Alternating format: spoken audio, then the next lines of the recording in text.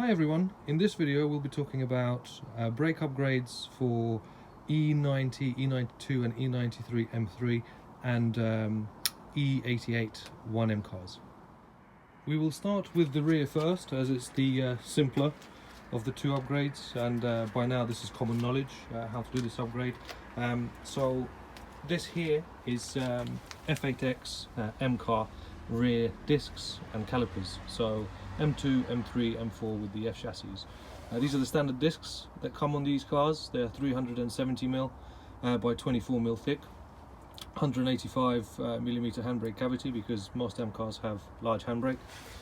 And this here is the caliper, and this is the one with the larger 44mm piston. This setup here bolts directly on to the back hubs of E9x M cars and 1M as well, since they share the same rear axle. The only thing you do need to do is you need to use a small 2.5mm spacer washer between the caliper mounting points and the mounting points on the car, just to make sure that the caliper sits perfectly center across the disc. Other than that, that's it. You can use your existing E9, E90, E92 brake hoses. The handbrake works, adjusts perfectly. The only thing you do need to do is you've got to trim the back plate, because this disc is a little bit larger than the original rear discs on E92 M3.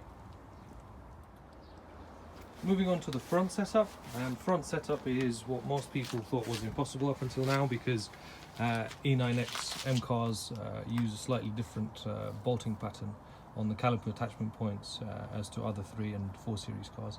So you couldn't use M2, M3 and 4 calipers on these.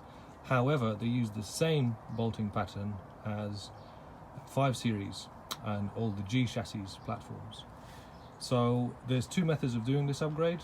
You can see them in front of them, method 1 and method 2, and you can see the difference between the two of them. So you have a slightly larger setup and slightly smaller setup. So before we go into the two different ways of carrying out this upgrade, let's talk a little bit about the G series front Brembo calipers. So there is 3 different sizes that these calipers come in: the small, the medium and the large, which isn't here at the moment. All 3 variants of these calipers share the same piston sizes and are intended to be used with the same thickness of disc. So if you have a look at the back, you can see the piston size information and the disc information on each caliper. So 4 times 40-44 means they have staggered pistons, 4 pistons in total, 2 of which are 40mm in diameter and 2 of which are 44mm in diameter. This caliper is intended to be used with 348mm disc by 36mm thick. And let's have a look at the medium size caliper. This is a 374mm caliper, and it has the same piston size as you can see there. It's intended to be used with 374mm disc, and it should be 36mm thick. And the third and final type of caliper, which is the large of these calipers, which I don't have here, is exactly the same as this caliper here. It's just intended to be used with 395mm discs. So to briefly talk about these calipers, and we'll point out the differences first. As you can see, they look quite similar if you're looking at them one at a time, but if you're looking at them next to each other, you can see that this caliper is significantly larger than this one. So this is the small, this is the medium, and the large is a tiny bit larger than this caliper here. The main differences that I've noticed with these calipers, if you're looking at them and you don't know how to tell the difference which one is which from the front, is by looking at how far the pistons come to the edge of the caliper. So on the small, the pistons come right out to the edge. On the medium, there's a bit more material across there, and on the large, 395mm type caliper, there's an additional bit of material that runs the length of the caliper, even more so, and there's like a little step on the edge that you can see. So if you look up a 395 caliper, you'll see what I'm talking about. The small calipers use unique pads to the small calipers, and the other point to mention is that the pins for the pads that hold the pad in place are going through the middle hole. So the middle of the 3 holes here is drilled through, where on the medium and the large they're going through the outer holes, and that's why the pads are not interchangeable, because the holes for the pads are in the wrong place. Now, having a look at the pads next to each other, so the small pads are unique to small calipers. The medium and the large pads are the same, so this pad is exactly the same on the medium and the large caliper. So now that's out of the way, let's look at the first method of doing this upgrade, and this is by using the small caliper. This here is a front disc for a E9x M3. It's 360mm by 30mm thick, and this caliper here will bolt directly over that disc. The only thing you do need to do, you need to use about 4mm worth of spacing between the caliper and the hub that you're attaching it to, similarly to how you have to do this on the rear. Other than that, you will just need to trim a little bit of the bottom of the pad, because the pad is a little bit too tall for the contact patch on this disc. So what will happen is when you fit them, the pad will hit the hat of the disc, so you've just got to trim that a little bit. With a hacksaw or an angle grinder, probably take about 10mm off, and it would just fit and sit where it needs to sit. Moving on to the second method of doing this upgrade is by using the medium caliper, 374mm caliper. So this caliper here will work with the M4 discs, and this here we have an M3 hub with an M4 disc bolted onto it. This disc is 380mm by 30mm thick, and this is 374mm caliper.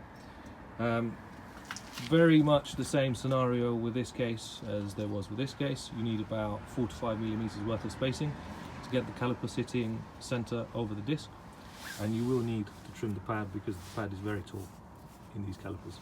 So just trim that slightly, and it should be making a perfect contact patch with the disc. So again, you're trimming the face of the pad there. So let's just have a look at the back of the caliper and the hub. So this here is the M hub, as you can see with the M logo stamped onto it. This is how the caliper attaches. So again, 374 caliper, and I would like to just show you how much spacing I've used on there. So I've used 2 washers, and these washers are about 2.5mm thick, and that's a little bit too much. The line is slightly over the middle, so what you want to do is use about 4mm worth of spacing. Okay guys, so that concludes the E92, E90 M3, e93 M3 and 1M brake upgrades video. So just a disclaimer, this is the most cost-effective way of carrying out this upgrade with the least amount of modifications required. So these calipers you can pick up for as little as £300 a pair. If you're going for the small caliper option and you have fairly good discs on your car, you can just bolt them straight on. If you're going for the medium, you will need some M4 discs.